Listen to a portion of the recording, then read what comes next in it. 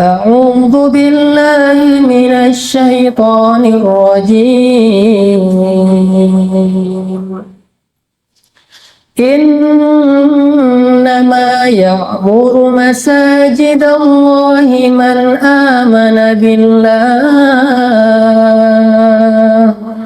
من آمن بالله واليوم الآخر وأقام الصلاة وآتى الزكاة ولم يخش إلا الله فعسى أولئك أن يكونوا من المهتدين.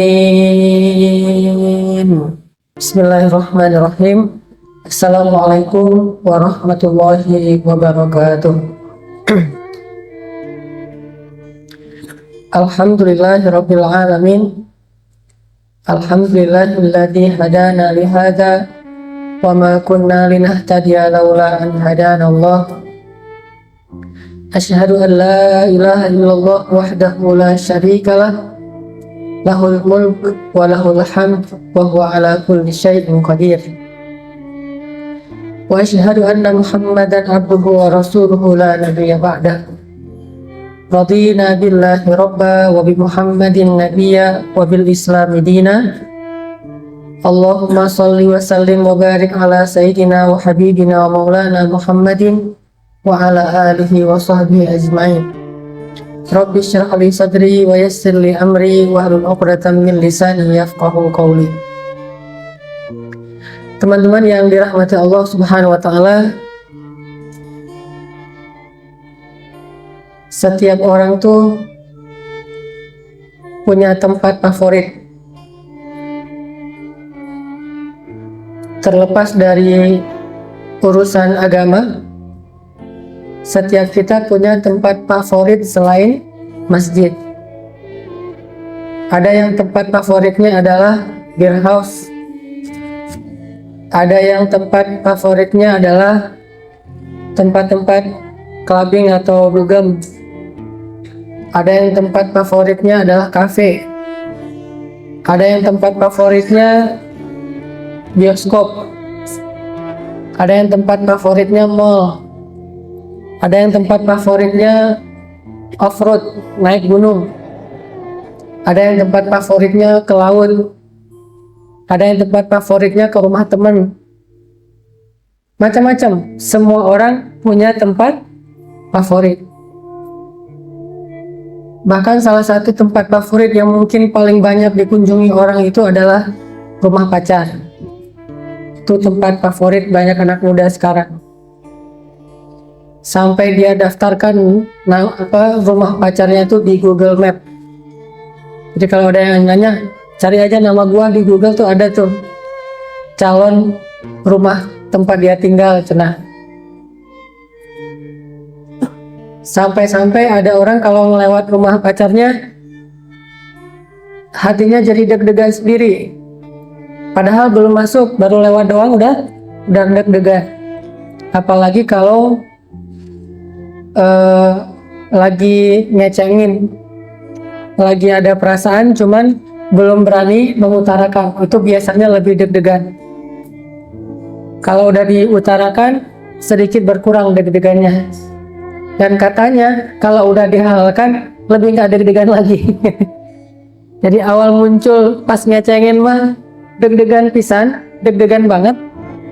Pas udah diutarain ternyata diterima, berkurang beberapa persen deg-degannya. Pas udah halal malah jadi nggak deg-degan, jadi biasa aja, flat. Ini perlu dipertanyakan, perasaannya karena Allah atau karena nafsu. Yang jelas rumah orang yang dia cintai itu favorit buat dia. Kalau misalnya orang yang dia sayang, yang dia cintai itu suruh jemput, mau macet, mau hujan, mau nggak punya kendaraan, cuma bisa minjem motor temen, wah nggak ada penghalang.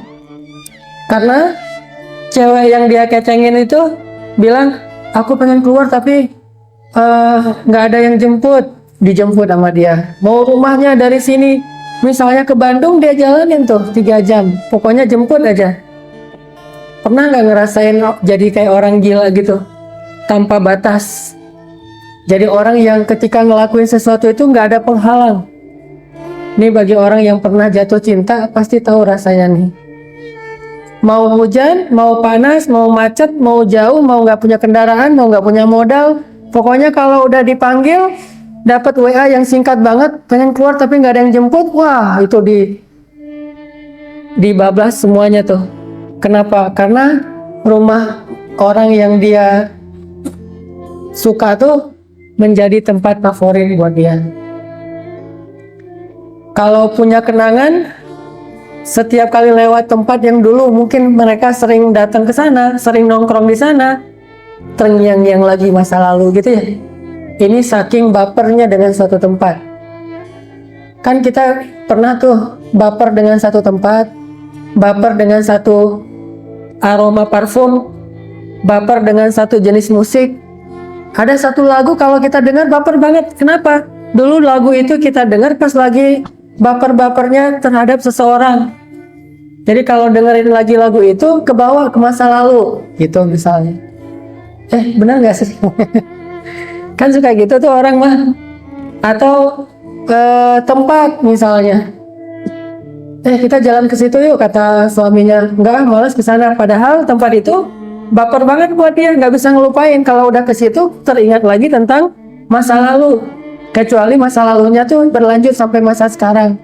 Pasti pengen didatengin lagi, pengen nostalgia lagi, pengen ke situ lagi. Ke sana lagi yuk, kita udah lama kan dulu awal-awal kita ketemu di situ. Tempat-tempat favorit. Nggak ada penghalang. Gimana pun ceritanya dia datang tuh. Kalau perlu dia nunggu di bawah hujan deras, nunggu orang yang dia mau anterin keluar dari rumah. Nggak perlu pakai payung, dia bawa payung tapi nggak dibuka payungnya. Saking menjiwai gitu ya, biar kayak di sinetron Korea teh. Bawa sih payungnya, cuman nggak dibuka biar terlihat sacrifice, terlihat berkorban, basah-basah. Terus naik motor, kalau cuma bawa jas hujan satu, dia yang pakai, kita mah nggak pakai di depan, maco gitu, nggak pakai jas hujan. Pulang-pulang udah cari antangin. Ini saking favoritnya. Jauh juga dijalani. Sama kayak orang yang senang ke bioskop. Setiap berapa hari sekali ngelihat di websitenya ini ada film baru nggak nih? Kalau misalnya ada film yang coming soon, ditunggu banget tuh. Kayak misalnya coming soon-nya Warkop DKI. Main misalnya bulan September gitu. Dari bulan Januari udah nungguin.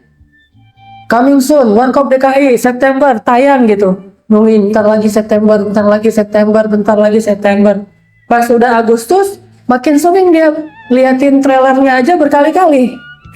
Cari di YouTube trailernya, berbagai macam versi, terus behind the scene, cerita-cerita pembuatan film itu dipelajari sampai menjiwai banget dan makin penasaran pengen nonton film itu.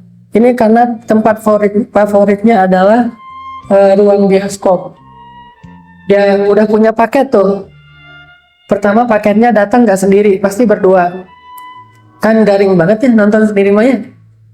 Yang agak-agak kurang garing kalau nonton bareng temen. Tapi biasanya nih, ini kalau kita ngomongin culture ya, nggak ngomongin hal haram, ngomongin culture-nya, nonton pasti berdua sama yang dikecengin. Paketnya datang berdua. Udah gitu beli popcorn. Itu kan satu paket tuh, beli popcorn. Dan jangan lupa bawa sweater karena di dalam dingin. Dan orang berkreasi terus, mulai dari kursinya yang bagus, sofa, udah gitu kursinya bisa dijeblakin gitu, bisa tidur gitu, setengah tidur, bisa selonjor kakinya. Udah gitu sekarang malah ada yang modelnya tempat tidur, velvet kan, tempat tidur, jadi bisa sekalian tidur di situ teh. Kalau mau susah tidur, ke situ aja, lebih susah soalnya filmnya film horor. Ini dikreasikan terus supaya semakin ngangenin, supaya semakin orang banyak yang datang ke tempat-tempat bioskop atau hiburan-hiburan movie room gitu. Sehingga datang ke sana. Kalau perlu pakai yang 3D. Sekarang ada yang 4D yang kalau action kita tuh jadi ke bawah-bawah terombang-ambing, terus kalau ada air kita kecipratan air gitu. Wah, dikreasikan terus sampai orang ngangenin lagi datang. Wah, seru tuh yang 4D datang lagi. Terus seru tuh yang Velvet datang lagi. Liatin di YouTube ada film apa yang coming soon. Terus dia-update sama dia. Kenapa? Karena bagi dia tempat favorit itu adalah bioskop. Dia update banget tuh apa yang terjadi atau apa yang lagi tayang di bioskop. Ini kalau tempat favoritnya bioskop. Kalau saya, misalnya tempat favorit buat saya adalah pantai. Jujur, saya setiap minggu mantengin website surf forecast namanya. Surf forecast itu mantengin ombak. Ini ombak kan dia ketahuan seminggu, 7 hari ke depan. Ini ombak sekarang lagi berapa nih? Terus anginnya berapa kenceng? Flat atau glossy atau rame atau gimana? Nah, pas begitu forecastnya ombaknya bagus, glossy, anginnya datang dari belakang bukan dari depan. Kemudian juga pas harinya weekday, kalau weekend biasanya rame, kalau weekday itu sepi, udah sepi, ombaknya bagus, nggak terlalu gede, nggak terlalu kecil, glossy lagi tuh, nggak ada angin. Wah, itu langsung siap-siap nelfon teman-teman, berangkat yuk. Gimana emang ombaknya berapa? Pas nih 2 meter misalnya. Ayo berangkat, siap-siap, langsung berangkat. Malam itu dapat forecast, malam itu juga berangkat. Walaupun jaraknya dari Bandung ke Batu Karas mungkin sekitar 6-8 jam, itu dijalanin. Tinggalin semua aktivitas. Kenapa? Ada panggilan ombak ya. Hayya ala surfing gitu kan. Ayo kita surfing. Wah, berangkat. Udah ada panggilan ombak teh. Sama teman-teman. Dan satu paketnya apa kalau surfing mah? Sama, berangkatnya nggak mau sendiri. Asiknya kan rame-rame. Jadi berangkat pasti ngajak teman. Kalau nggak ada teman nggak jadi berangkat. Biasanya asiknya tuh satu paket rame-rame, ngajak teman minimal berdua. Jadi bisa ngobrol sambil nunggu ombak, sambil paddling misalnya, berangkat. Sampai di sana harus bayar tempat nginep di sana mah. Satu tempat nginep satu malam misalnya 300.000, nggak masalah. Dan makan patungan misalnya, nggak masak, beli, terus patungan makan bareng. Dan paket yang lain itu biasanya suka bawa drone, itu satu paket tuh. Karena agak-agak mubazir, surfing nggak bawa drone, jadi nggak bisa pencitraan akhir zaman kan. Kan ada program pencitraan nih, pencitraan akhir zaman. Jadi udah satu paket, bawa teman, bawa drone, bawa pilotnya.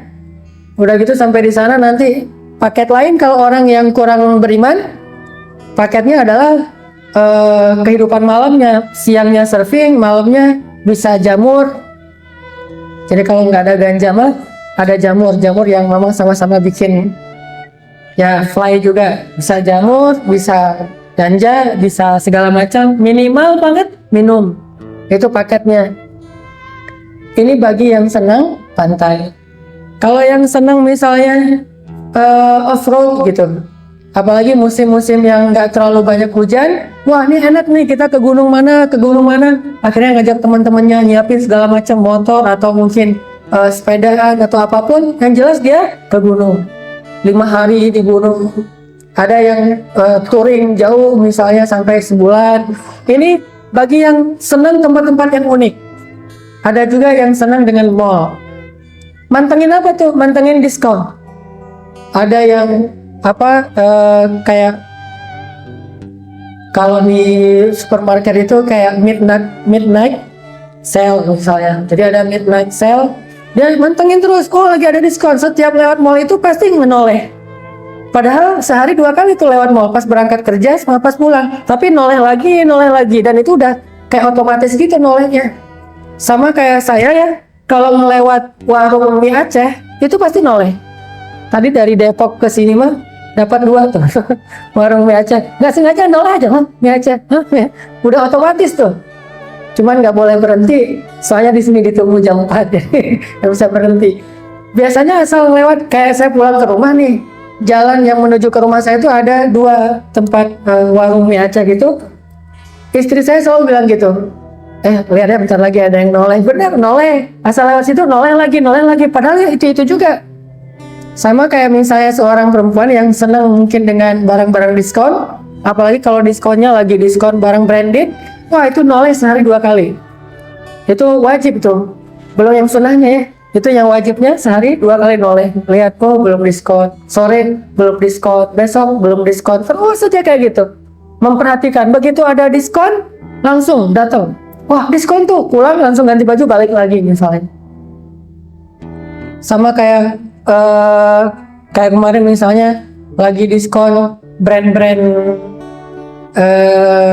olahraga, Adidas diskon 50%, Nike diskon 50%. Kalau yang senang yang tadi, Rip Curl, Quicksilver, apa misalnya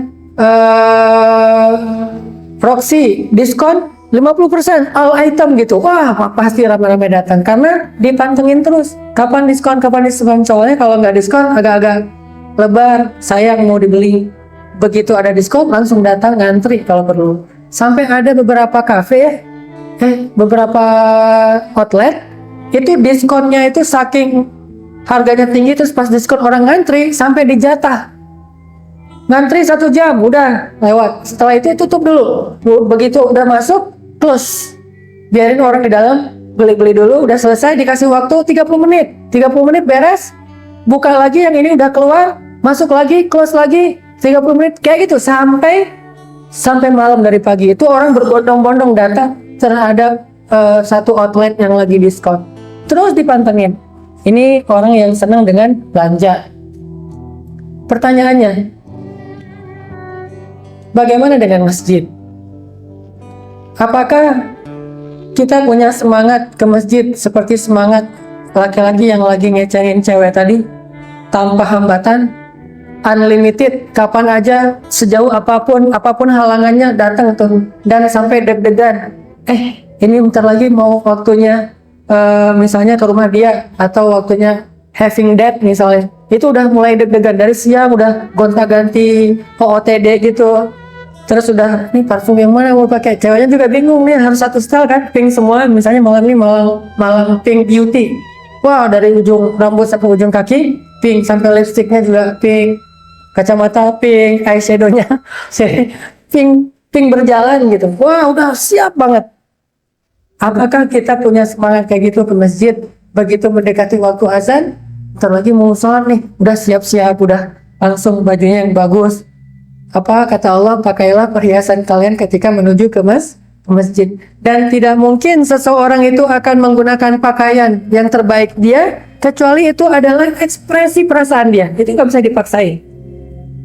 Walaupun nggak wajib ya pakai baju yang harus selalu terbaik ke masjid. Yang penting mah bersih, suci, yang penting kan ya. Cuman ekspresi orang kan beda-beda. Ada yang ekspresinya masjid mah santai aja, udah aja, sambil mampir, sambil lewat juga bisa mampir. Ada yang kalau ke masjid mah istimewa, kemana-mana dia bawa sarung sama peci sama baju koko kemana-mana tuh. Kalau perlu baju koko yang anti lecek, yang kalau udah dilipat-lipat juga tetap rapi gitu, dia bawa kemana-mana dalam tasnya. Ada yang ekspresinya kayak gitu. Ada yang udah syar'i pakaiannya tetap bawa mukena, plus bawa parfum. Kalau yang laki-laki mah bawa parfum 1000 bunga. Begitu bawa siwak lagi tuh. Kan paketnya, tadi kan ada paket tuh. Kalau ini paketnya sebelum berwudu siwak, udah gitu wudu, udah gitu pakai parfum, udah gitu nanti paketnya adalah sholat sunnah, sholat qobliyah atau sholat tahiyatul masjid, baru sholat wajib. Apakah semangat kita itu paketan atau kita minimalis? Bukankah kalau kita ke gedung bioskop kita ngambil paket? Pertama bareng dengan seseorang, kedua beli popcorn, ketiga bawa sweater, keempat dipantengin terus film-film terbaru, atau kita ke sana terserah deh film apa aja. Nih gimana nih kalau orang ke bioskop? Jarang banget yang ke bioskop terserah deh film apa aja. Terus datang sana bawa air sendiri, airnya diisi di rumah. Kan jarang banget tuh. Air aquanya diisi di rumah, udah gitu popcorn mah nggak bawa cemilan sendiri yang murahan. Itu jarang, biasanya satu paket. Pasti nonton dengan makan popcorn. Apakah kita mengambil paket ketika ke masjid? Paket siwak, paket parfum, walaupun tidak wajib, mungkin pakaian yang terbaik, kecuali ketika kita sedang bekerja atau beraktivitas atau di jalan. Kalau di rumah, minimal seminggu sekali deh. Masa seminggu sekali kita nggak nyiapin paket istimewa buat ke masjid? Kalau sehari-hari mungkin karena kita emang ke masjidnya lagi kerja, oke. ke masjidnya pas lagi di jalan mampir, oke deh. Tapi kalau seminggu sekali hari Jumat, saya kira butuh juga kita ngambil paket. Oh, hari ini saya mau ke rumah Allah nih, tempat favorit, mandi dulu. Jadi jam 10 tuh udah mandi. Dari pagi udah potong kuku. Kemudian jam 10 udah mandi, udah bersih-bersih. Setelah itu cari baju yang paling rapi, yang udah disetrika. Kalau perlu setrikanya pakai molto gitu, udah wangi gitu ya. Pakai sarung atau mungkin pakai jubah, pakai sorban walaupun bukan ustadz. Kalau takut dipanggil ustadz, pakai sarung aja sama baju koko, pakai peci Soekarno. Paket yang lain bawa siwak. Kalau perlu wudhunya di rumah siwak dulu atau sikat gigi. Setelah itu wudhu. Setelah udah beres pakai parfum, jalan ke masjid bawa sajadah. Itu satu paket. Pas masuk ke masjid, sebelum masuk ke masjid sedekah dulu, satu paket. Udah selesai sedekah, masuk ke masjid, tahiyatul masjid dulu, satu paket. Udah gitu tilawah, zikir, istighfar, dan seterusnya, menjelang azan sholat Jumat. Ini satu paket. Kalau kita nggak bisa ngasih paketnya per hari, minimal kita tanya sama diri kita ngambil nggak sih paket itu dalam seminggu sekali? Kalau nggak, mungkin ada yang perlu kita introspeksi dengan suasana hati dan iman kita. Apakah benar masjid itu sudah menjadi tempat favorit kita? Kayak tadi saya kalau ke pantai, paketnya bawa drone, bawa temen, nyiapin segala kebutuhan. Kalau perlu, kalau yang punya papan sendiri pasti dia bawa wax. Wax itu lilin untuk diolesin di atas papan biar nggak licin, bawa wax. Kemudian kalau yang nggak pakai drone pun bawa GoPro-nya udah ditaruh di ujung papan atau dia pakai di kepalanya. Belum lagi berbagai macam, ada wetsuit misalnya, dia pakai baju untuk basah dan segala macam, udah satu paket tuh. Apakah kita mengambil paket-paket itu ketika kita ke masjid sehingga mengekspresikan betapa bahagianya kita kalau ke masjid? Kalau nggak bisa setiap hari, minimal sehari sekali. Kalau nggak bisa setiap waktu ya, minimal sehari sekali pas waktu subuh mungkin. Yang insya Allah ngambil paketnya lebih gampang, soalnya bukan dalam suasana beraktivitas. Atau waktu maghrib mungkin pas udah pulang kerja, jam 5, siap-siap langsung ke masjid, habis mandi, wangi, ke masjid pas maghribnya. Atau kalau nggak bisa pun setiap hari, minimal banget seminggu sekali. Yang lain mah nggak ngambil paket, udah aja kayak gitu. Yang penting sholat berjamaah, qabliyah, ba'diyah, tapi nggak sampai sesiap tadi, prepare-nya tuh nggak well prepare kayak kita mau Jumatan. Inilah yang membedakan apakah kita benar-benar menjadikan masjid tempat favorit atau sekedar masjid itu rutinitas biasa dalam hidup kita. Dan jawabannya ada di dalam hati kita masing-masing. Karena tidak bisa dijawab dengan lisan. Jawabannya itu gimana perasaan kita kalau mau ke masjid?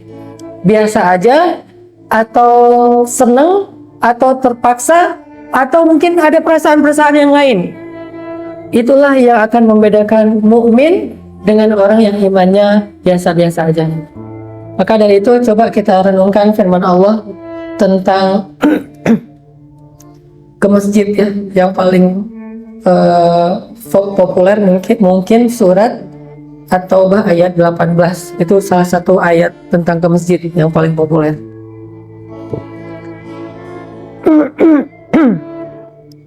Surat At-Taubah ayat 18. Allah berfirman, A'udzu billahi minasy syaithanir rajim. Innama ya'muru masajidallahi man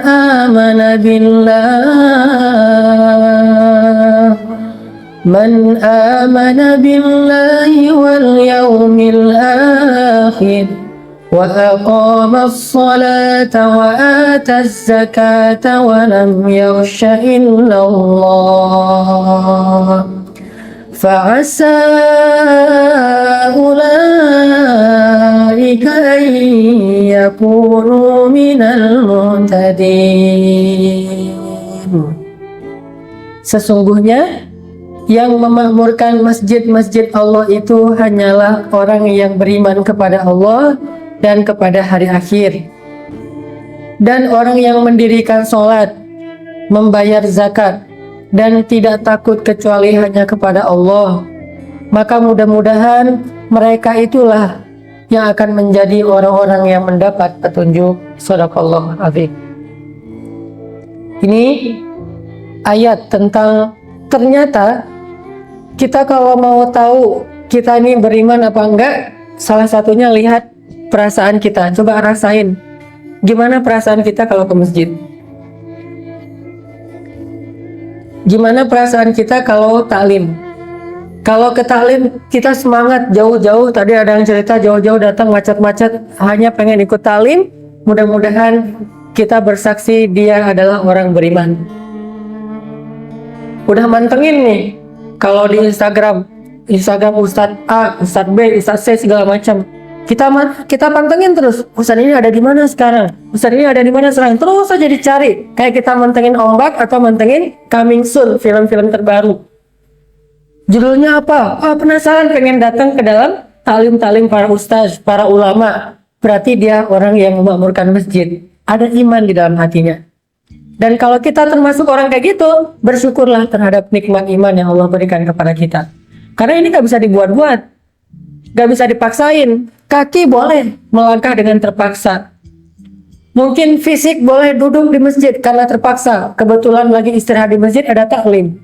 Kebetulan lagi renovasi masjid ada taklim. Mungkin bisa, tapi perasaan hati gak bisa dipaksa. Rasa nyaman dan tidak nyaman itu gak bisa dipaksain. Sehingga kalau hati kita ngerasa nyaman di dalam masjid, berarti kita punya ciri-ciri orang beriman. Harus bersyukur, alhamdulillah sekarang dikasih rasa nyaman. Dulu mah boro-boro ke masjid, dengar azan aja males. Sholat di rumah juga jarang, sering bolong-bolong. Sekarang malah semangat di masjid, penasaran. Dia ngepoin, dia mantengin terus talim-talim di mana, misalnya di masjid Meruya, di masjid Sunda Kelapa, di masjid mana. Dia pantengin terus, ada talim apa sekarang, ada talim apa sekarang, sampai mabuk taklim coba. Ini kan berarti punya perasaan yang gak bisa dibuat-buat nih. Dan itu harus disyukurin. Sebagaimana firman Allah di surat Al-Hujurat, "Walakinna Allah habbaba ilaikumul imana wa zayyanahu fi qulubikum wa karaha ilaikumul kufra wal fusuqa wal isyan. Ulaika humur rasyidun." Akan tetapi Allah lah yang menjadikan kalian cinta kepada keimanan, dan Allah menjadikan rasa cinta itu terasa indah di dalam hati kalian. Itulah orang-orang yang mendapat petunjuk. Fadlan minallahi wa ni'mah. Dan itu adalah anugerah, gift dari Allah Subhanahu wa Ta'ala. Nggak bisa dibuat-buat. Sedangkan kalau hati kita ngerasa belum nyaman di dalam masjid, maka kita harus banyak-banyak istighfar, harus banyak-banyak minta ampun kepada Allah. Dan memang itulah jawaban paling jujur bahwa hati kita tuh masih lemah imannya, atau bahkan mungkin hampir tidak ada iman. Karena Allah mengatakan, "Innama ya'muru masajidallah man aman." Yang mau memakmurkan masjid-masjid Allah, yang ngerasa nyaman di masjid Allah itu cuma orang yang beriman. Kalau nggak mungkin akan merasa nyaman. Nyaman duduk dalam taklim cuma orang yang beriman. Nyaman sholat berjamaah cuma orang yang beriman. Nyaman sholat sunnah cuma orang yang beriman. Nyaman itikaf cuma orang yang beriman. Nyaman tilawah dan zikir cuma orang yang beriman. Kalau yang lain nyamannya karena lagi renovasi masjid, nyamannya karena kebetulan masjid itu tempat untuk ngampar, untuk tidur-tiduran, untuk duduk istirahat mah kayaknya terasnya asik nyaman nih. Kalau itu bukan memakmurkan masjid, tetapi mendatangi masjid. Kalau memakmurkan masjid, amalannya sholat, amalannya sedekah, amalannya zikir, amalannya tilawah, amalannya tarbiyah atau ta'lim, amalannya itikaf, amalannya dakwah, amalannya bahkan jihad. Kalau ini yang membuat kita merasa nyaman di dalam masjid, insya Allah kita perlu bersyukur karena itu nikmat, gift dari Allah Subhanahu wa Ta'ala. Innama ya'muru masajidallahi man aman. Udah gitu kita bandingin rasa nyaman ini dengan yang tadi, gedean mana? Bukan nggak boleh kita senang dengan tempat-tempat favorit tadi ya, kecuali beer house atau clubbing itu oke lah, itu tempat-tempat yang dilarang. Tapi kalau sekedar kafe, sekedar mall, sekedar laut, sekedar hutan dan seterusnya, tempat-tempat yang masih mubah, boleh-boleh aja kita favorit ke tempat-tempat kayak gitu. Tetapi lebih gedean mana nih perasaan excited kita antara ke masjid dengan tempat-tempat tadi? Gedean mana? Bagi yang senang jalan-jalan, lebih excited mana nih? Jalan ke rumah Allah atau jalan-jalan? Bagi yang senang ke kafe, lebih excited mana nih? Nongkrong di kafe atau itikaf di masjid? Dan jawabannya tetap yang paling jujur itu kita paling sendiri masing-masing yang tahu. Orang lain nggak tahu karena jawabannya itu istafti qalbak, tanya kepada hatimu. Hati yang bisa menjawab. Jadi bukan nggak boleh ke tempat-tempat yang masih mubah tadi ya, cuman nggak boleh tempat itu lebih membuat kita excited daripada masjid. Kalau ini yang terjadi berarti tingkat keimanan kita masih lemah. Jadi mau mengukur diri kita mukmin gampang, ukur aja perasaan excited kita kalau di masjid dengan di luar masjid. Kalau sama udah mending nih. Kalau masjid lebih besar, wah ini dan insya Allah man aman, dialah orang yang beriman. Tanya kepada istafti qalbak, tanya kepada hati kita masing-masing. Dan mungkin jawabannya akan menyadarkan kita ketimbang kita bilang, ya sih soal saya kalau di masjid mah alhamdulillah nyaman, lisan itu yang ngomong teh. Lihat aja saya nyaman yang di masjid, itu fisik yang menjawab. Jangan tanya fisik, jangan tanya lisan, tanya hatinya. Mana lebih besar rasa bahagia antara datang ke rumah Allah dengan datang ke tempat-tempat favorit yang mubah tadi. Innama ya'muru masajidallahi man aman. Itu udah klop tuh. Udah kayak gitu emang sunnatullahnya.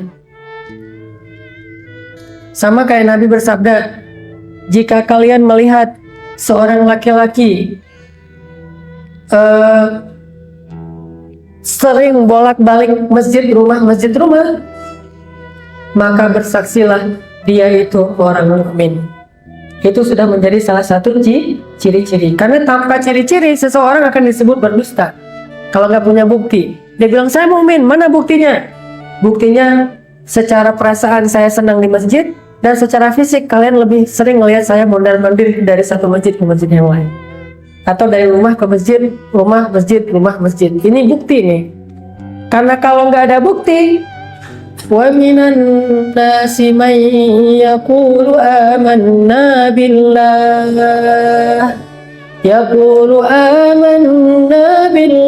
wa bil yaumil akhir wa ma hum bimu'minin. Ada orang yang mengaku beriman kepada Allah dan hari akhir, tetapi kata Allah, mereka itu bukan orang yang beriman. Kenapa disebut bukan orang yang beriman? Kayak pembicaraan bulan yang lalu, nggak sesuai antara ucapannya dengan kenyataan. Yukhadi'una Allah walladzina amanu wa ma yakhda'una illa anfusahum wa ma yash'urun. Mereka berbohong kepada Allah dan orang yang beriman. Padahal mereka hanya membohongi diri mereka, cuman mereka nggak sadar. Masalahnya di mana? Fi qulubihim marad. Masalahnya hatinya berpenyakit. Makanya jawabannya itu jawaban hati. Fiqhul qulub kata ulama. Pemahaman yang paling tepat itu, yang paling jujur, pemahaman hati. Fi qulubihim maradun fazadahumullahu marada walahum adzabun alimun bima kanu yakdzibun. Hatinya berpenyakit. Dan salah satu ciri hati berpenyakit, gak betah dalam masjid. Kayak anak kecil, mah pulang yuk. Ini berarti Kalau anak kecil masih wajar karena belum ada taklif, belum ada beban hukum. Nggak boleh kita bilang, anak saya ini munafik. Nggak boleh. Anak kecil usia 7 tahun, "Ma, pulang yuk, pulang yuk." Kamu jangan kayak orang munafik, ngajak pulang aja. Nggak, itu mah anak kecil. Karena kalau belum baligh, dia belum kena beban taklif. La yukallifullahu nafsan illa usaha. Salah satu maknanya adalah baligh. Anak kecil nggak mau sholat, wah dasar kamu nih munafik misalnya. Anak kecil dikasih amanah berkhianat, tuh ciri munafik tuh. Di antara 3 ciri. Namanya anak kecil mah biasa kayak gitu-gitu mah. Tapi kalau udah balik kayak kita, apalagi udah matang nih ilmu dan mentalnya, udah dewasa, masih merasa tidak betah di dalam masjid. Bukan nggak betah karena alasan yang dibolehkan. Ada orang yang nggak betah kenapa? Soalnya di rumah banyak kerjaan. Oke. Kenapa nggak betah? Sebentar lagi suami mau pulang, saya belum nyiapin makanan. Oke. Kenapa nggak betah? Soalnya saya mau nyelesain urusan teman saya dan dia butuh saya segera datang. Oke. Itu syar'i, itu a'dzar yang dibolehkan, uzur-uzur yang syar'i. Tapi kalau nggak betahnya subjektif, saya nggak senang taklim, mending saya streaming aja deh di rumah sampai tiduran. 1. Sholat kan nggak harus di masjid, bisa di rumah. 2. Ngapain sih lama-lama banget di masjid, udah aja kita jalan deh kemana gitu kan, bisa menikmati hidup juga di luar sana. 3. Kalau alasannya bukan karena uzur, hanya emang gak nyaman berada di dalam masjid, maka kita perlu muhasabah diri. Fi qulubihim maradun fazadahumullahu marada. Bukan untuk menilai orang lain, karena orang lain kita harus husnuzon. Iltamis li akhika alfa uzrin. Carilah untuk saudaramu 1000 alasan. Jangan sampai kita ngajak teman kita, talim yuk, di mana? Di masjid. Oh, nggak bisa sekarang, nafik nih. Nggak, jangan langsung menjudge orang lain. No judgment. Tidak boleh menjudge orang lain. Kalau ke orang lain, kita pakai tasamuh. Kita toleran. Kita husnuzon. Oh, mungkin dia lagi ada kerjaan. Oh mungkin sampai 1000 alasan. Kalau nggak sanggup bikin 1000 alasan, mending nggak usah macam-macam mikirin tentang orang lain. Udah aja mikirin diri sendiri. Kalau ke orang lain tasamuh, kalau ke diri sendiri tasyaddud. Itu Umar tuh. Kalau ke orang lain dia tolerir. Kalau ke diri sendiri dia mah keras. Kita dibalik. Kalau orang lain keras banget, ke diri sendiri sayakan banyak alasan. Terus kita pakai alasan kalau Umar tuh pasti marah. Kalau ke dirinya Umar keras memang, ke keluarganya dia keras, tapi ke orang lain dia sangat toleran dan dia berhusnuzon, kecuali dalam urusan-urusan yang halal, urusan yang haram dan urusan yang wajib. Itu mungkin agak sedikit ditegasi. Makanya muhasabah diri kita tentang rasa nyaman kita berada di dalam masjid. Apalagi kalau misalnya mungkin kita nyaman sih ditalim di masjid soalnya ustadznya lucu misalnya. Kalau ini beda, bukan masjidnya, tapi stand up komedinya yang kita senang. Kenapa ustadznya? Wah itu ustadznya kayak Uus misalnya. Ustadznya kayak calon tong misalnya. Nah ini mah beda. Ini mah senangnya karena entertain, bukan karena makmurnya masjid. Walaupun nggak salah, nggak masalah juga kalau ada seorang ustadz kadang-kadang membuat suasana lebih agak renyah selama tidak berlebihan. Itu hal yang boleh-boleh aja, asik-asik aja. Cuman kalau yang kita cari itu hanya itu, sehingga kalau ustadznya berubah, oh jangan, saya malas ya kalau ustadz itu terlalu serius, terlalu boring, terlalu ngebosenin misalnya. Ini berarti ada sesuatu yang perlu kita perbaiki di dalam hati kita. Innama ya'muru masajidallah man aman. Coba bandingkan, setelah kita sering ke masjid, sekarang bandingkan perasaan kita di masjid dengan di tempat-tempat favorit tadi, lebih excited mana? Kalau sama, udah mending. Kalau lebih excited di masjid, wah ini mah keren banget. Dan kita harus banyak bersyukur. Alhamdulillahilladzi hadana lihada. Kayak gitu ngomongnya. Segala puji bagi Allah yang telah memberi saya hidayah kepada kebaikan ini. Alhamdulillahilladzi hadana lihada. Kemudian poin kedua adalah Rasulullah SAW mengatakan khairul bilad indallahi masajiduha, atau biqa, ada beberapa riwayat hadis, sebaik-baik tempat di muka bumi di sisi Allah Subhanahu wa taala adalah masjid, dan seburuk-buruk tempat di muka bumi di sisi Allah adalah aswaq atau pasar. Perlu kita kasih catatan pinggir, ini bukan berarti kita harus di masjid terus dan nggak boleh ke pasar. Apalagi sekarang pasar-pasar mah udah pasar modern, mall, masjidnya juga bagus-bagus ya. Di mall udah ada masjid. Jadi bisa dibilang sebaik-baik tempat dan seburuk-buruk tempat mah udah nyatu sekarang teh. Di pasar dan masjid udah nyatu. Jadi syubhat namanya. Nggak, bercanda. Kalau dulu kan jelas nih, hak batil. Sekarang hak batil kan apa, jadi yaltamis, jadi nyampur gitu ya. Yalbis, jadi nyampur. Berarti udah agak-agak syubhat gitu kata orang. Nggak, ini berarti udah mengangkat derajat pasar dengan adanya masjid. Jangan dibalik ya. Oh, itu di pasar tuh ada masjid keren loh. Soalnya masjidnya ada di pasar yang paling keren. Jangan sampai masjid ini jadi keren gara-gara pasar. Harusnya pasar itu jadi keren gara-gara masjid. Pasar, saya males ke mall itu, kenapa nggak ada masjidnya? Itu keren. Ke sana yuk. Pak, mallnya keren loh. Tapi sholatnya gimana? Ada kok, ada masjidnya di basement misalnya. Ini mah berarti masjid diangkat oleh pasar. Orang datang ke sana tuh gara-gara pasar. Masjid mah kebetulan juga ada di basement, ya udah. Walaupun karpetnya nggak pernah diganti. Sampai kalau kita mau sujud harus tahan nafas. Kalau 4 kali sujud atau 8 kali sujud, 8 kali pas tidak siap-siap, tahan nafas, Allahu Akbar. Kalau imamnya khusyuk banget, lama tuh akhirnya habis juga nafasnya. Aduh, ini imamnya saking nggak nyamannya karpetnya nggak pernah diganti misalnya. Tapi ada beberapa masjid, alhamdulillah sekarang beberapa mall yang masjidnya udah bagus. Bahkan beberapa perumahan atau apartemen yang udah one stop living udah ada masjidnya.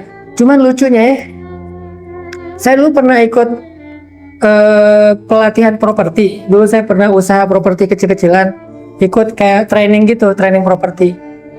Kebetulan yang trainernya itu bukan muslim, jadi dia bikin beberapa kriteria properti yang susah dijual. Satu, yang dekat dengan kuburan. Kalau itu saya bilang, oh oke deh kalau gitu. Saya juga malas cari rumah yang dekat kuburan. Satu, soalnya kalau kata orang Sunda, sieun, takut gitu. Rumah dekat kuburan. Dua, di bawah tegangan tinggi. Jadi jangan beli rumah di bawah tegangan tinggi karena jualnya susah. Yang saya nggak setuju tiga nih, dekat masjid. Dan kata dia, soalnya berisik. Ya, untung dulu belum ditaruh di sosial media, bisa di demo itu ya. Dia bilang kalau dekat masjid jangan, soalnya susah jualan rumah yang dekat masjid, berisik, kata dia. Hah?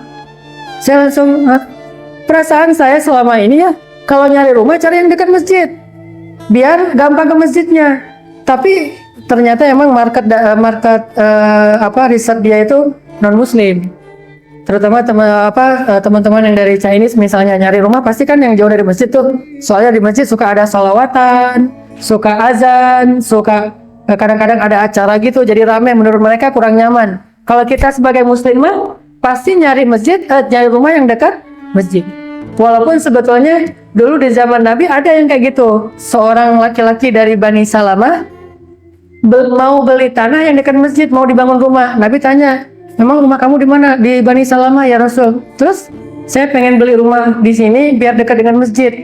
Nabi bilang sebaik-baik yang sholat itu adalah yang paling jauh rumahnya dari masjid. Terus dia nggak jadi beli rumah di dekat masjid. Kalau kita sholat satu shaf, ini pahalanya mah yang paling banyak tergantung jaraknya ke masjid. Makin jauh rumahnya dari masjid, makin banyak pahalanya. Walaupun yang dekat rumahnya ke masjid juga bisa dapat pahala banyak, dengan syarat sebelum ke masjid tawaf dulu, muter-muter keliling-keliling komplek dulu. Ngapain lo? Biar jauh dari masjid. Ini agak-agak lebay mungkin ya. Tapi maksudnya di situ ada semacam motivasi dari Rasulullah. Nggak masalah kalau rumah kamu jauh dari masjid, karena justru langkah kaki yang semakin banyak menggugurkan dosa dan mengangkat derajat. Walaupun nggak masalah juga kalau rumahnya di sebelah masjid. Bukankah rumah Nabi itu satu dinding sama masjid? Rumahnya Aisyah di sebelah masjid. Jadi Nabi rumahnya di sebelah masjid. Cuman Nabi mengatakan kepada anak Bani Salamah tadi, udah nggak usah beli tanah di sini, soalnya yang paling besar pahalanya yang paling jauh dari masjid. Sehingga dari situ muncul sebuah rumus fikih, kaidah fikih. Rumusnya al-jaza ala qadril masyaqqah. Balasan Allah itu terhadap amalan seseorang tergantung tingkat kesulitan dalam beramal. Jadi kalau orang beramalnya sama-sama sholat berjamaah, shaf pertama takbiratul ihram bareng dengan imam, maka balasannya tergantung tingkat kesulitan mereka dalam melaksanakan ibadah itu. Misalnya anak muda sama orang tua, masjidnya naik tangga, maka orang tua dapat pahala lebih gede daripada anak muda. Kenapa? Untuk naik tangga aja orang tua udah ngos-ngosan. Kedua, rumahnya lebih jauh yang mana? Ternyata yang di sebelah kanan rumahnya lebih jauh, maka pahalanya lebih gede daripada yang rumahnya lebih dekat. Atau secara fisik, yang kedua ini cacat, dia buta misalnya, atau dia pincang, tapi dia mau ke masjid, maka pahalanya lebih besar daripada yang fisiknya sempurna. Al-jaza ala qadril masyaqqah. Balasan itu tergantung tingkat kesulitan dalam beramal. Jadi kalau teman-teman di sini ada yang datang taklim ke Meruya, jaraknya jauh, macet-macetan, hujan-hujan, terus juga perjalanannya lama, sejam 2 jam, maka pahalanya lebih besar daripada yang rumahnya di dalam satu komplek. La tayas, jangan berputus asa, dan la tahzan, jangan berkecil hati, karena Allah Subhanahu wa taala tidak mau curang dalam memberi balasan kepada hambanya. Masjid itu tempat yang paling Allah suka di muka bumi. Sehingga orang yang paling Allah suka di muka bumi yang paling sering ke masjid. Jadi analoginya ke sana. Kalau kita mau tahu siapa orang yang paling dicintai Allah di muka bumi, adalah orang yang paling sering ke tempat yang paling Allah suka. Dan tempat yang paling Allah suka itu adalah masjid. Kita boleh ke pasar, tetapi jangan sampai semangat kita ke pasar tadi lebih besar daripada ke masjid. Di situ nanti akan ketahuan kira-kira Allah kepada kita melihatnya dengan pandangan apa? Kasih sayang Allah kepada kita sebesar apa? Kita jadi orang yang levelnya di mata Allah derajatnya seperti apa? Istimewa, VIP, VVIP, atau economic class, atau biasa aja? Tergantung sesering apa kita ke rumah Allah Subhanahu wa taala. Makin kita sering memakmurkan masjid, maka itu akan mengangkat derajat kita di hadapan Allah Subhanahu wa taala menjadi orang-orang yang istimewa. Makanya Allah Subhanahu wa ta'ala berfirman tentang masjid yang pertama dibangun. Kalau kita baca surat At-Taubah juga, itu ada di ayat 108 ya, tentang bagaimana Allah cinta kepada orang-orang yang memakmurkan masjid, karena memang masjid ini tempat yang paling Allah cinta. Di ayat 108 itu Allah berfirman, La taqum fihi abada lamasjidun ussisa 'ala taqwa min awwali yawmin ahaqqu an taquma fihi fihi rijalun yuhibbuna an yatatahharu Wallahu yuhibbul mutahhirin.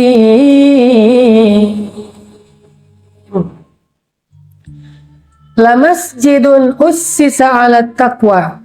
Sungguh masjid yang dibangun atas dasar ketakwaan, min awwali yaumin, sejak hari pertama dia dibangun, ahaqqu an taquma fi, lebih berhak untuk didirikan sholat di dalamnya. Fihi rijalun, di dalamnya ada banyak laki-laki, yuhibbuna ayyatatahharu, suka untuk membersihkan diri. Wallahu yuhibbul mutahhirin, dan Allah suka, cinta kepada orang-orang yang membersihkan diri. Jadi masjid ini adalah tempat yang paling Allah cinta, sehingga orang yang datang ke masjid adalah tamu Allah, dan mereka lah hamba-hamba Allah yang paling Allah istimewakan, yang paling Allah cinta. Setiap kali kita memakmurkan masjid Allah, Allah memakmurkan surga kita di akhirat. Setiap kali kita datang ke rumah Allah, maka Allah Subhanahu wa taala mendatangi surga kita dan mendandani surga kita. Setiap kali kita datang ke rumah Allah, setiap kali itu juga Allah menjatuhkan rahmat dan kasih sayangnya kepada kita. Dan kalau kita sering datang ke masjid, jadilah kita orang yang sangat dikenal oleh para malaikat dan penduduk surga, sehingga nama kita ditulis di lauha. Lauha itu spanduk-spanduk surga. Di dalam surga itu banyak spanduk. Ada kain panjang digantung di pohon-pohon surga dan ditulis namanya, dan nama yang ditulis di sana benar-benar nama yang ada di KTP kita, kecuali kalau kita pakai nama panggilan yang lain. Misalnya di KTP nama kita Dewi, itu susah ditulis di sana. Jadi nama-nama yang tidak boleh itu nggak ditulis di surga. Namanya Wisnu nggak akan ditulis, Krishna, Dewi, apalagi kalau namanya Tuhan, ini susah ditulis nih. Siapa namanya? Tuhan, nggak mau ditulis. Namanya misalnya setan, iblis. Ini kan ada orang yang namanya kayak gitu saking ngefans ya. Kalau ini namanya harus diganti. Namanya misalnya KTP nggak bisa diganti, tapi ganti kunyah namanya. Ganti panggilan nggak masalah. Namanya Teh Dewi, panggilannya Aisyah. Nanti di surga ditulis Aisyah dalam kurung Dewi. Karena Allah tidak mau menyebut nama-nama berhala. Padahal Allah itu menyebut nama-nama hamba yang dia cintai. Bukankah hadisnya kalau Allah mencintai seorang hamba, Allah akan bilang kepada Jibril, wahai Jibril, sesungguhnya aku mencintai Fulan. Fulan itu nama di KTP kita. Maka cintailah dia. Sehingga akhirnya Jibril pun mencintainya.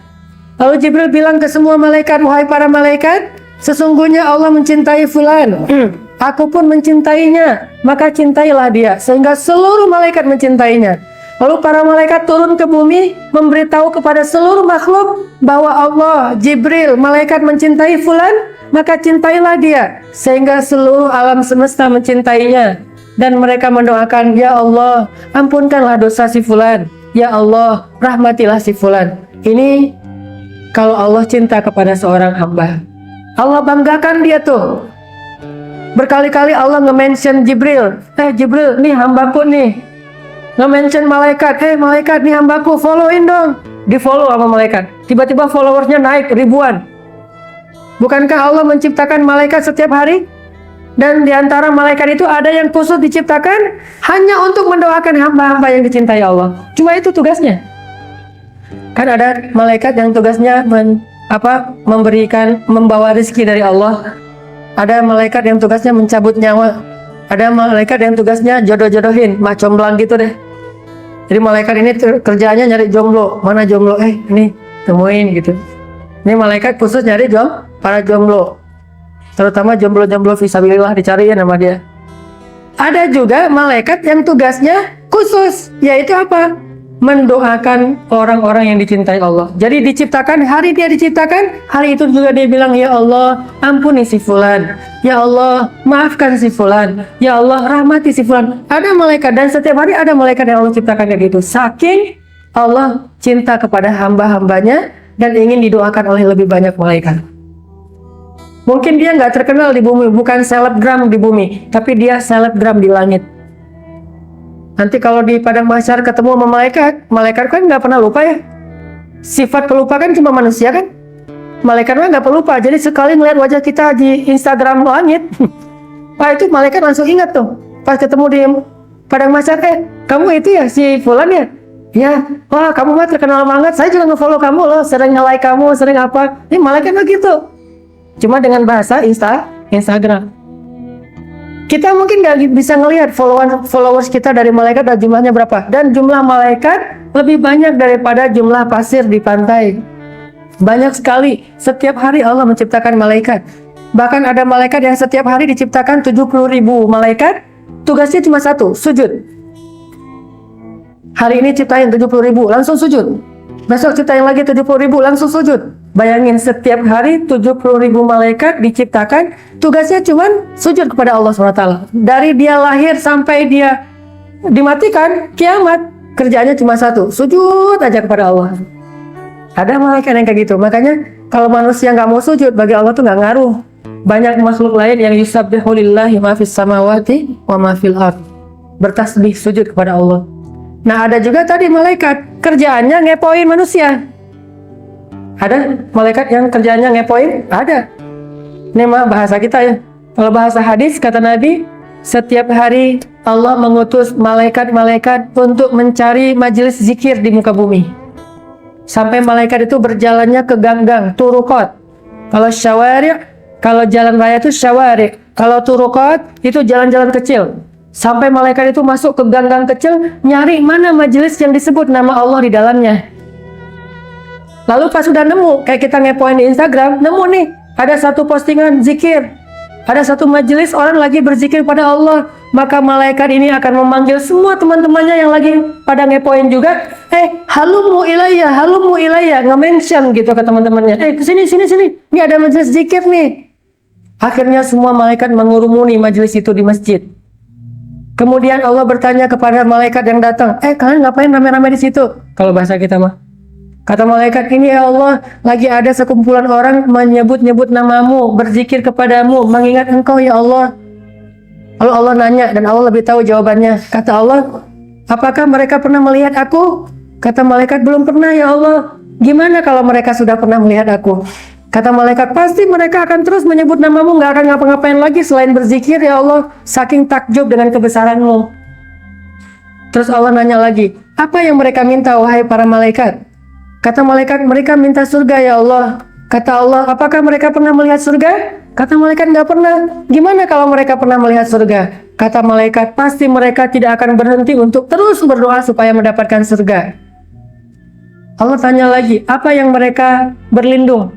Mereka berlindung dari neraka ya Allah. Memangnya mereka pernah melihat neraka? Nggak pernah. Gimana kalau mereka pernah melihat neraka? Kata malaikat, pasti mereka akan menangis sepanjang hari dan akan berlindung dari api neraka.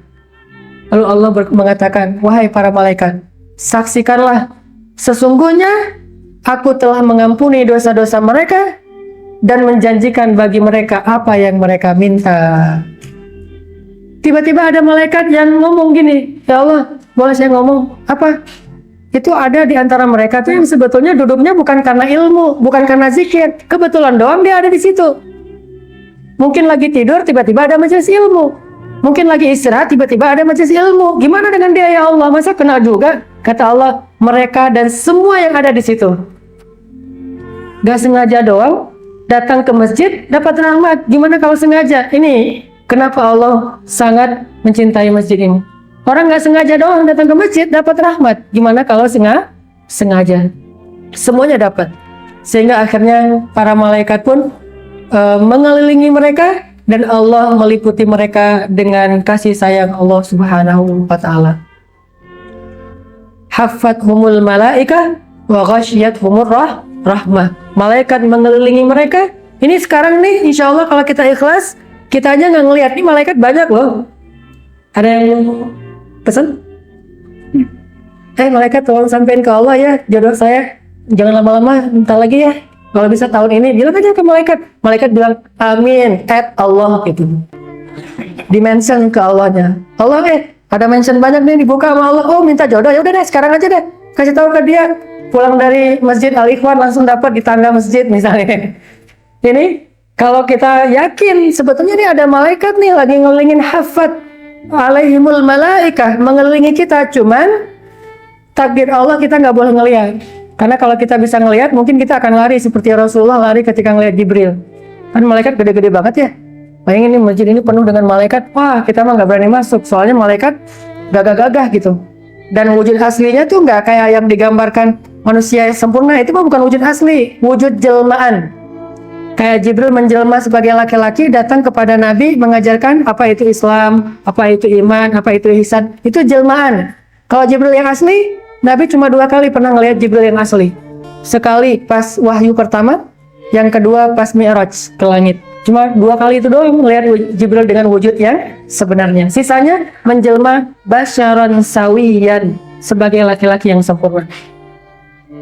Coba kalau cewek-cewek pada ngelihat malaikat basyaran sawiyan, kita mah udah nggak ada yang ngelihat ya. Silau men. Pas ngelihat ada malaikat tuh lagi duduk di pojok situ, basyaran sawiyan, keren banget, ganteng banget nih cowok paling. Wah, ngelihat Yusuf aja ngiris tangan nggak berasa kan? Apalagi ngelihat malaikat. Jadi kalau mau di operasi yang kecil gitu, bedah kecil, lihat aja malaikat. Kata dokter, dibius dulu yang Neng. Enggak, saya mau melihat malaikat aja. Melihat malaikat jadi nggak perlu dibius. Dibedah, nggak sakit. Neng nggak sakit? Enggak, kenapa? Melihat malaikat mana? Ya Pak Dokter. Jadi lebay gitu ya. Dokternya langsung pingsan. Ini kalau duduk di masjid nggak sengaja aja Allah kasih rahmat. Karena tempat yang paling Allah suka di muka bumi itu masajiduha. Sedangkan kalau ke pasar nggak sengaja aja Allah Subhanahu Wa Taala akan mencabut rahmat dari dia, kecuali jika dia berzikir ketika berada di pasar. Tahu zikir ketika di pasar kayak gimana? La ilaha illallah wahdahu la syarikalah lahul mulku wa lahul hamd yuhyi wa yumit, ditambahin biyadihil khair. Kalau zikir setiap pagi 100 kali mah nggak pakai biyadihil khair. Tapi kalau yang khusus pasar ada kalimat biyadihil khair wa huwa ala kulli syai'in qadir. Kenapa ada biyadihil khair? Supaya kita nggak lupa bahwa yang di tangan Allah lebih baik daripada yang di pasar. Wa ma indallahi khairun. Apa yang ada di sisi Allah lebih baik daripada apa yang ada di pasar.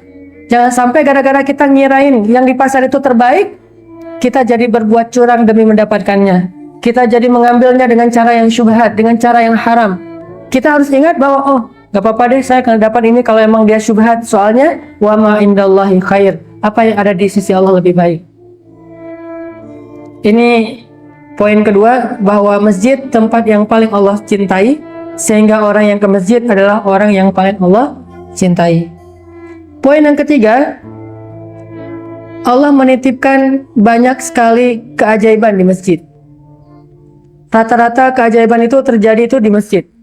Mungkin salah satu cerita unik yang mungkin saya bisa share sebagai saksi dari adik saya sendiri. Kan saya mah orang Aceh, tinggal di Banda Aceh. Dan termasuk korban tsunami juga, walaupun bukan saya yang korbannya. Saya waktu itu masih kuliah di Mesir. Tapi keluarga saya termasuk ibu saya meninggal, kakak saya meninggal di tsunami, rumah saya habis. Adik saya yang selamat cerita nih, itu air ketika ngelewatin masjid tuh kayak kebelah. Dan bukan cuma masjid yang kita lihat di TV ya, masjid yang di tengah kampung habis semua, tinggal satu masjid doang. Ternyata yang kayak gitu mah banyak di Aceh. Masjid-masjid bukan cuma nggak hancur, airnya tuh kayak kebelah gitu. Kalau misalnya rumah, bukan cuma airnya kebelah, digulung sama air. Bahkan di perumahan saya itu, mungkin Kemal tahu tuh, di daerah Ajun, di perumahan saya tuh ombaknya tuh baru pecah. Jadi naik, pecahnya itu di rumah saya, di komplek rumah saya.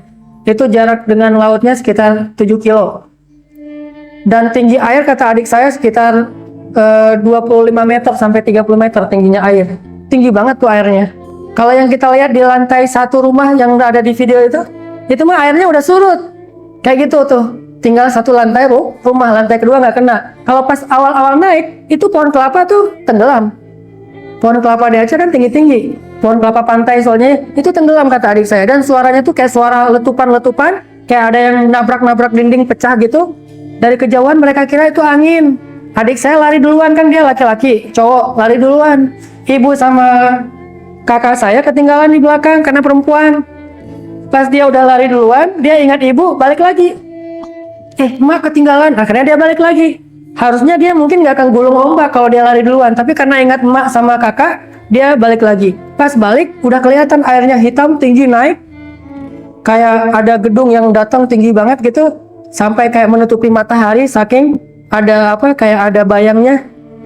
Karena udah nggak mungkin lagi lari dan airnya cepet banget, akhirnya adik saya, kakak, dan ibu tuh pegangan tangan menghadap ke air, jadi kayak film gitu. Dan kata adik saya benar-benar pegangan tangan. Kita pegangan tangan, udah nggak niat lari lagi, udah nggak mungkin lari, udah zikir-zikir. Pas kena air, kegulung kayak blender gitu, di dalam air kerasa gitu. Kelepas tangan ibu dengan kakak, adik saya di tengah kelepas. Pas udah kelepas, udah nggak tahu apa-apa lagi. Tiba-tiba adik saya pingsan, sadar-sadar udah nyangkut di atap rumah orang. Itu yang buat dia selamat. Tapi punggung dia kebelah, kaki dia ininya habis ke baret gitu dengan seng atau balok atau apa, pokoknya kebelah aja sampai kelihatan tulang. Di sini juga kelihatan tulang, cuma alhamdulillah selamat Sekarang tinggal di Riau, udah punya pesantren, udah jadi kiai sekarang gitu. Nah, ibunya sama kakak udah kegulung, udah terblender gitu. Pas udah air surut ternyata ketemu di halaman rumah, nyangkut kena pohon, akhirnya nggak sampai ke bawah air dan dikuburkan secara massal. Dia cerita pas kejadian itu, saya punya adik dua-duanya korban tsunami, tapi selamat dua-duanya. Yang satu udah lari duluan, yang gede mah lari nggak balik. Kalau yang kecil lari balik lagi nih, yang gede lari aja, lari sampai ke masjid. Kata dia, saya heran melihat ketika saya lihat di masjid, airnya tuh sampai di masjid tuh nggak masuk ke masjid, ngebelah gitu airnya tuh. Allah kasih mujizat sehingga beberapa masjid memang benar-benar seolah-olah nggak kena tsunami sama sekali, padahal bangunan di sekelilingnya tuh habis semuanya. Bayangin kekuatan air bisa bawa kapal PLN yang berat banget, itu berapa ribu ton, berapa juta ton tuh sampai ke tengah kota. Setelah sampai di tengah kota nggak bisa dibalikin lagi ke laut, cuma ombak yang bisa bawa. Nggak ada teknologi yang bisa membawa balik kapal itu ke laut sehingga jadi museum tsunami. Nggak ada yang sanggup, dan di bawahnya itu rumah-rumah penduduk udah kelindas sama kapal PLN yang gede banget. Dan ketika saya pulang ke Aceh, saya ngelihat kapal PLN-nya satu masjid ini dengan halamannya tuh kapal doang, malah lebih gede lagi, itu di tengah kota. Kekuatan air kayak gitu, tapi bisa bikin masjid yang terbuat dari, kan di sana mah banyak masjid yang terbuat dari papan, ini tuh masih berdiri utuh loh. Ini keajaiban Allah SWT. Rumah habis, tempat-tempat ibadah yang lain habis, cuma rumah Allah Subhanahu wa Ta'ala yang berdiri kokoh, seolah-olah tidak disentuh oleh air sama sekali, ngebelah airnya. Ini artinya ada keajaiban di masjid, sehingga siapapun yang menginginkan keajaiban dalam hidupnya, datanglah ke rumah keajaiban. Rumah Allah Subhanahu wa Ta'ala itu masjid. Makin kita sering ke masjid, makin banyak keajaiban terjadi dalam hidup kita. Ada masalah, ke masjid, tinggal di mihrab masjid, nggak mau mendatangi istrinya. Beberapa belas malam, hampir 1 bulan gak datang ke rumah istri-istrinya. Sampai akhirnya istri-istrinya khawatir, ini kita diceraikan apa enggak ya, kok Nabi gak pernah mau datang ke kita lagi. Kita samperin gak mau ngomong, diam aja Nabi mah di mihrab masjid. Ini keajaiban terjadi di rumah tangga Nabi gara-gara ke masjid. Akhirnya istri-istri Nabi termasuk Aisyah penasaran dan khawatir, jangan-jangan Nabi sudah menceraikan kita. Maka mereka pun mengutus Abu Bakar As-Siddiq. Ya Abu Bakar, pergilah ke Rasulullah, bujuklah Rasulullah, tanya ke Rasulullah apakah Rasulullah sudah menceraikan kami. Kalau tidak, datanglah ke rumah kami minta maaf. Akhirnya Abu Bakar datang ke Rasulullah. Rasulullah lagi berzikir di mihrab. Abu Bakar datang, ya Rasulullah, itu istri-istrinya lagi pada khawatir. Gimana tuh ya Rasul? Kata Abu Bakar. Rasulullah diam aja, nggak mau ngajak ngomong Abu Bakar, diam aja. Akhirnya Abu Bakar balik lagi ke rumah istrinya, ke rumah anaknya, istri Rasulullah itu Aisyah. Gimana ayah? Nggak ada jawaban dari Rasulullah. Makin khawatir, Abu Bakar aja nggak bisa ngebujuk Rasul. Sampai berkali-kali datang nggak berhasil. Akhirnya pakai Umar, ngelobi Umar, Hafsah yang datang, anaknya Umar. Ayah, bujukin Rasul dong. Umar kan marah kan? Kalian sih bikin masalah aja, bikin Rasulullah kecewa. Kalau Allah mau, Allah akan menggantikan untuk dia istri yang lebih baik daripada kalian. Turun tuh ayat surat At-Tahrim. Kalau kalian tidak bertobat, Allah akan menggantikan untuk dia istri yang lebih baik, soleha, perawan, kan gitu ya. Persis kayak kata-kata Umar. Akhirnya Umar datang ke Rasulullah. Ya Rasulullah, bagaimana dengan istri-istrimu? Apakah engkau menceraikan mereka? Kenapa engkau tidak pulang ya Rasulullah? Rasulullah diam aja. Akhirnya Umar balik lagi ke rumah anaknya, marah-marah lagi. Balik lagi ke sini. Ya Rasulullah, gimana tuh? Baru kemudian Rasulullah membuka matanya dan memandang kepada Umar dan mengatakan, tidak wahai Umar, aku tidak menceraikan mereka. Langsung Umar takbir, Allahu Akbar. Pas Umar takbir, kedengaran ke rumah istri-istri Nabi, mereka paham. Umar tidak bertakbir kecuali gembira. Baru mereka mengatakan, Alhamdulillah, berarti Rasulullah belum menceraikan kita. Buktinya apa? Takbirnya Umar bin Khattab yang keras banget, Allahu Akbar. Ternyata belum diceraikan. Akhirnya Umar balik lagi ke istri-istri Nabi dan menasihati mereka. Setelah beberapa belas malam, baru Nabi kemudian mendatangi istri-istrinya, itu pun setelah turun ayat Al-Quran. Ini menunjukkan kalau ada masalah rumah tangga, ke masjid deh. Jadi kalau lihat ada yang lagi itikaf di masjid, biasanya lagi ada masalah di rumah. Kenapa ini Ganjar di masjid aja? Lagi ada masalah.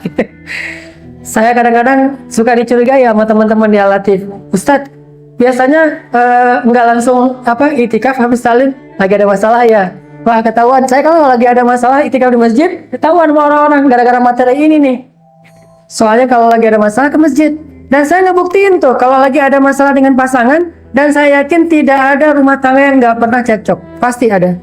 Jangankan rumah tangga kita orang biasa aja, rumah tangga Nabi, Nabi soleh, istrinya soleha aja bisa berbeda pendapat. Itu wajar, hal yang wajar, bukan aib.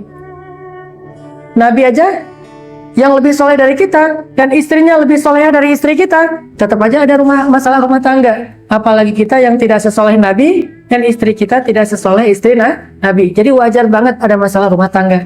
Dan saya ngerasain kalau lagi ada masalah dengan pasangan saya, ke masjid tuh. Ada masalah, wah nggak nyaman, langsung wudhu ke masjid, sholat sunnah 2 rakaat. Apalagi kalau pas lagi nggak nyaman, pas azan ya udah ke masjid gitu. Lagi ada masalah, Allahu Akbar, Allahu Akbar. Oh iya ya, emang nih harus ke masjid nih. Datang ke masjid. Pas udah ke masjid, doa. Rabbana atina min ladunka rahmah wa hayyi' lana min amrina rasyada waj'al lana min kulli dhiqin makhraja wa min kulli hammin faraja wa min kulli usri yusra. Masalahnya nggak bisa baca doanya, Ustaz. Hafal dulu doanya. Nanti begitu ke masjid, sholat sunnah 2 rakaat, sujud terakhir baca tuh doa.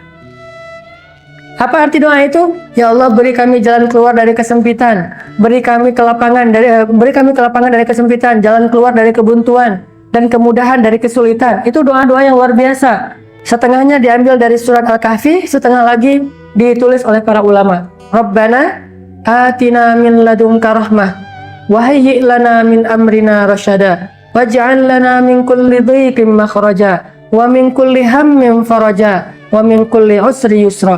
Biasanya saya pulang ke rumah ada aja cara untuk bisa nyaman lagi dengan pasangan. Ada aja. Bisa caranya kedatangan tamu. Jadi tadi ke masjid doa sama Allah, ya Allah, saya emang nggak mau gini-gini amat sama pasangan, saya pengen yang nyaman lagi, ketawa-ketawa lagi. Soalnya kalau kayak gini mah saya nanti disuruh tidur di sofa, Allah, kan gitu ya, curhat sama Allah gitu. Atau nanti nggak ada yang buatin kopi lagi, ya Allah, kalau bisa pulang dari masjid saya mau udah nyaman lagi dengan istri saya. Doa. Pulang dari masjid tiba-tiba ada tamu, tamunya ngajak ngobrol. Namanya ada tamu kan kita jadi ikut ngobrol tuh, karena udah terlanjur ngobrol. Pas tamu pulang udah biasa lagi. Ada cara kayak gitu. Atau bisa juga caranya anak nih, tiba-tiba anak ngelihat ayah ibunya diam-diaman, dia manggil saya Baba, manggil istri saya Umi. Baba lagi marahan ya sama Umi ya, diledekin, akhirnya digojol-gojolkin gitu. Udah gara-gara diledekin sama anak, kita ketawa lagi. Atau anak caper ngajak main bareng, Baba sini main bareng. Kayak misalnya Yahya 2 tahun, caper ngajak main ayah dan ibunya. Akhirnya gara-gara main bareng sama anak, jadi santai lagi. Atau anak ngajak keluar, udah lama nih nggak jalan bareng, udah lama nih nggak nonton misalnya. Ada film kartun bagus tuh untuk anak-anak, dia juga mantengin. Wah, ada Bapak nih, ada film kartun bagus nih. Kalau film kartun kan boleh kan, kata Bapak juga kan, nggak ada yang jorok-joroknya. Ya udah ayo nonton. Pulang udah santai lagi. Selalu ada cara dari Allah. Yang penting datang dulu ke Allah deh. Ada masalah dikit, datang ke masjid. Bahkan termasuk kalau kita ada masalah pengen cepat diberikan jodoh, masjid tempatnya. Bukan cari jodoh di masjid ya, bukan ngecengin, oh ada taklim nih, lihat ke belakang deh, pura-pura pegal gitu, pegalnya ke belakang gitu. Kalau gitu nggak akan dapat, soalnya ngelihatnya sekilas, dia harus lama ngepoin gitu. Nah, gimana caranya datang ke masjid dapat jodoh? Ya kayak cerita sahabat Nabi, mungkin bagi yang pernah dengar ceramah saya yang sebelumnya, ada kisah Julaibib namanya. Ada seorang sahabat Nabi namanya Julaibib. Julaibib ini sahabat Nabi yang budak miskin dan fisiknya biasa banget. Kan kita nggak boleh bilang sahabat Nabi jelek ya, tapi biasa banget. Nggak ada yang menarik dari Julaibib. Nggak punya harta, nasabnya biasa, fisiknya juga biasa. Setiap kali dia datang ngelamar cewek, itu ditolak sebelum ngelamar. Udah nggak usah, oh udah tahu ya, balik lagi. Belum ngelamar juga udah ditolak. Kayak mau nge-follow Instagram, udah di-blok duluan, nggak bisa masuk gitu. Saking nggak ada yang mau sama Julaibib, nggak ada cewek yang mau jadi jadi istri Julaibib, nggak ada bapak yang mau jadi mertuanya Julaibib, bahkan budak aja nolak, apalagi orang merdeka coba. Akhirnya karena berkali-kali ditolak, Julaibib sedih, balik ke masjid, duduk aja di masjid ngelamunin, kok nasib saya gini amat ya, orang semuanya punya pasangan, kalau lagi malam mingguan jalan berdua, saya mah sendiri aja misalnya ya. Ini jadi nelangsa gitu, baper sendiri. Tiba-tiba Nabi datang datang di sebelah Julaibib terus bilang, Julaibib, ada apa? Kata Julaibib, ya Rasulullah, nggak ada tuh cewek yang mau saya jadiin istri. Tapi nggak apa-apa deh. Kira-kira Rasulullah, kalau saya nggak dapat di dunia, di akhirat dapat nggak ya? Udah mulai putus asa nih. Kalau nggak dapat di dunia, dapat nggak di akhirat? Jadi kalau ada teman ngomong kayak gitu tuh, ciri-ciri udah putus asa. Udah sering ditolak kali ya. Ya udah deh, saya mah nikahnya di surga aja. Itu mah bahasa-bahasa putus asa. Julaibib udah mulai putus asa. Kira-kira kalau nggak dapat di dunia, di akhirat dapat nggak ya Rasul? Kata Rasulullah, tenang aja Julaibib. Kamu akan Allah berikan istri di dunia dan di akhirat. Yang cantik, yang solehah, yang kaya, yang baik di dunia dan di akhirat. Julaibib kaget. Ah, Rasulullah bercanda, tapi dia serius. Rasulullah bercanda pengen penegasan aja. Rasulullah bercanda, beneran kata Rasulullah. Gimana ceritanya? Kaifa dzalik ya Rasulullah? Gimana ceritanya ya Rasulullah? Kata Rasulullah, coba kamu pergi ke kepala suku Fulan bin Fulan. Bilang ke dia, Rasulullah melamar anak kalian, putri kalian untuk nikah sama saya, sama Julaibib. Datang Julaibib. Beneran nih Rasulullah, beneran. Pakai nama saya deh. Pakai nama sakti nih Rasulullah. Assalamualaikum. Waalaikumsalam. Julaibib, pembantu Rasulullah. Mangga, masuk. Apa yang bisa kami bantu untuk Rasulullah? Nggak ada titipan salam dari Rasulullah. Oh ya, alaika wa alaihissalam. Ada apa Julaibib? Kata Julaibib, ini malu-malu mau ngomong gimana ya, saya susah mau ngomongnya, malu-malu gitu kan. Akhirnya Julaibib bilang, udah nggak usah malu-malu, udah kayak orang lain aja, ngomong aja Julaibib, ada apa tuh? Julaibib bilang, Pak, ini ada titipan dari Rasulullah. Titipan apa? Rasulullah ingin melamar anak bapak. Oh gitu? Untuk saya. Hah? Kalimat untuk sayanya nih yang bahaya nih. Kalau untuk Rasulullah mah siapa sih yang nggak mau jadi mertua Rasul kan? Rasulullah pengen melamar putri bapak. Untuk sayanya tuh ada spasi dulu, ada jeda, bikin orang deg-degan, udah semangat, jatuh lagi. Hah? Untuk kamu mau nolak langsung nggak enak. Ini mah utusan Rasulullah kan, pesanan Rasulullah, mau diterima lebih nggak enak lagi. Coba gimana? Akhirnya mikir, oh gitu ya, beneran gini kan dari Rasulullah? Ya kamu nggak lagi mimpi kan? Beneran ini dari Rasulullah? Oh gitu ya. Ya udah Julaibib, gini aja, kamu tunggu ya, saya pengen musyawarah dulu sama istri saya mau minta pendapat istri. Oh boleh Pak, tungguin ya di ruang tamu. Di belakang nih si bapak, mau sini mah, musibah. Ada apa Pak? Wah, ternyata ada Julaibib di depan. Emang kenapa dengan Julaibib? Ya dia datang bawa Nabi lagi tuh. Bawa Nabi gimana? Rasulullah suruh kita menikahkan putri kita dengan Julaibib. Hah? La haula wala quwata illa billah. Langsung tuh, untung nggak bilang innalillahi wa inna ilaihi raji'un ya. Masih bilang lah haula wala quwata illa billah. Gimana tuh Pak? Ya gimana ya? Cara nolaknya yang baik-baik biar Rasulullah nggak tersinggung. Rame di belakang. Akhirnya putrinya keluar mendengar suara ibu bapaknya rame. Pak, Ma, ada apa kok rame-rame? Kata, sini dulu nak. Ada apa? Ini ada Julaibib di depan. Julaibib yang mana? Itu pembantu Rasulullah. Oh ya, emang kenapa? Dia datang bawa pesan Rasulullah. Pesannya apa? Rasulullah memesankan supaya engkau dinikahkan dengan Julaibib. Dia kemudian mengatakan, oh gitu? Terus kenapa? Ya, ini bapak sama ibu lagi musyawarah. Musyawarah apa Pak? Lagi mikir gimana caranya. Ma'azallah, kata perempuan ini. Ma'azallah itu kalau bahasa kita auzubillah. Auzubillah apa? Wahai ayah, wahai ibu, apakah ayah dan ibu masih bermusyawarah tentang perintah Allah dan Rasul? Hah? Maksud kamu? Kenapa kita masih menunda-nunda untuk memberi jawaban ya? Padahal ini perintah Allah dan Rasul. Masih mikir? Bukankah kalau Allah dan Rasul sudah memerintahkan kita bilang sami'na wa ata'na? Ini Julaibib. Walaupun Julaibib. Ini Julaibib bukan Rasulullah. Kamu salah dengar kali. Julaibib ini tah. Sami'na wa ata'na, walaupun Julaibib, wahai ayah, wahai ibu, nggak boleh kita membantah perintah Allah dan Rasul. Jadi kamu terima. Dan mudah-mudahan Allah berikan kebaikan di dalam urusan ini. Coba, kurang soleh apa coba? Budak aja nggak mau nikah sama dia. Sekarang cewek cantik, berpendidikan, orang kaya, kepala suku, menerima dengan sami'na wa ata'na. Wah, kalau udah diskak dengan kalimat itu, udah susah ayah dan ibunya membantah. Ya udah deh, datang. Julaibib menunggu gitu. Ngelihat wajah-wajahnya nih, kayaknya wajah-wajah nolak nih kayaknya nih. Datang ayahnya Julaibib, ya Pak, jangan manggil Pak dulu, kita belum sah gitu kan. Oh ya, Patu manggil apa?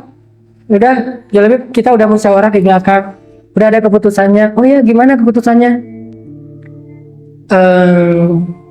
Ya deh gitu. Wah, Allahu Akbar. Jadi akhirnya menikahlah Julaibib dengan perempuan tersebut dengan mahar yang sangat dimudahkan, dan semua ini berkat doanya di dalam masjid.